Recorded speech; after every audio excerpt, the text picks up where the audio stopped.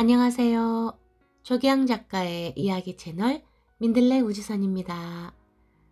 조선시대 세종대왕 때 대학자인 박팽년은 훗날 기구한 어린 임금 단종을 위해 충성과 절개를 다하다가 죽은 사육신 중 한 명입니다. 오늘은 박팽년에 대한 이야기라기보다는 그 사유에 대해 전해오는 이야기가 있어서 들려드리겠습니다. 박팽년이 죽기 훨씬 전에 있었던 일이라고 하는데요. 그 사유인 이 공인이라는 사람은 당시 벼슬이 높지 않았지만 상당히 훌륭한 집안의 자손이었다고 합니다. 이 공인이 장가를 든 첫날 밤 괴상한 꿈을 꾸었답니다. 신성 같은 노인이 한 명도 아니고 8명이나 한꺼번에 나타나 이렇게 말하는 것입니다. 우리들이 이 댁에 잡혀서 목숨을 잃게 되었소. 만약 살려준다면 뒷날 반드시 은혜를 갚겠소. 하고 공손히 절을 한 다음 대답도 듣지 않고 사라져 버렸습니다. 이튿날 처가에 무슨 일이 있었나 하고 알아보았지만 사람을 잡아가둔 일은커녕 낯선 손님 한 명이라도 묵고 간 이가 없었다고 했습니다. 그러나 다만 큼직한 자라 8마리를 산채로 구했는데 그것을 잡아먹기로 한 일은 있다고 했습니다. 그런데 자라 8마리라고 하니까 이공이는 마침 꿈에 나타난 노인 8명과 그 수가 딱 맞아 떨어지는 것이 마음에 걸려서 바로 장인인 박팽년한테 달려가서 그 자라들을 도로 강에다가 놓아주기를 간절히 부탁했습니다. 박팽년이 그 까닭을 물었지만 이공이는 이유를 말하지 않고 꼭 부탁을 들어달라고 청하는 것이었어요. 박팽년은 별일이다 싶었지만 새 사유의 청을 물리칠 수 없어서 하인들에게 그 자라들을 모두 강에다 놓아주라고 일렀습니다. 하인은 자라를 광주리에 담아가지고 가서 강 언덕에 올라가서 강 쪽으로 풀어주었습니다.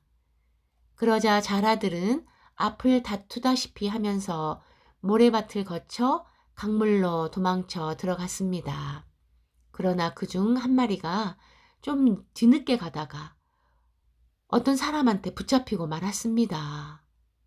그 자라를 잡은 사람은 자기가 가지고 있던 삽으로 그 자라를 무참하게 죽여버렸는데 함께 따라갔던 이 공인이 미처 말릴 틈이 없이 순식간에 벌어진 일이었습니다.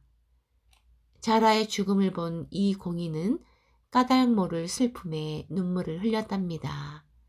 이날 밤 꿈에 또 노인들이 나타났는데 이번에는 한 사람이 줄어서 7사람이었습니다.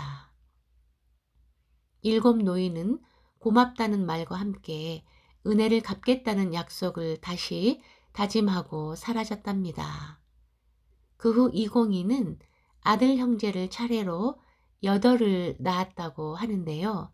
이 8 아들의 용모가 잘생겼을 뿐만 아니라 모두 당대에 이름 높은 문장가로서 가문을 빛내고 또 나라의 높은 벼슬도 하여 공을 아주 많이 쌓고 사람들의 극진한 존경도 받았답니다. 그 중에서도 이름이 원이라고 하는 아들은 인품과 재주가 더욱 뛰어났다고 하는데 다른 형제들까지 아주 소중히 아껴주고 위했다고 합니다. 그러나 간신의 모략에 걸려서 애석하게 죽음을 당했다고 하는데요. 당시의 사람들은 이공인의 8 아들을 8마리 자라의 자손이라고 해서 팔별 자손이라고 하면서 유독 한 사람의 아들이 무참하게 죽은 것은 옛날 강가에서 죽은 그 자라의 운명 때문이라는 말을 했다고 합니다. 정말로 박팽년 사위의 꿈대로 은혜를 갚기 위해 자라가 그 자손으로 태어난 것일까요?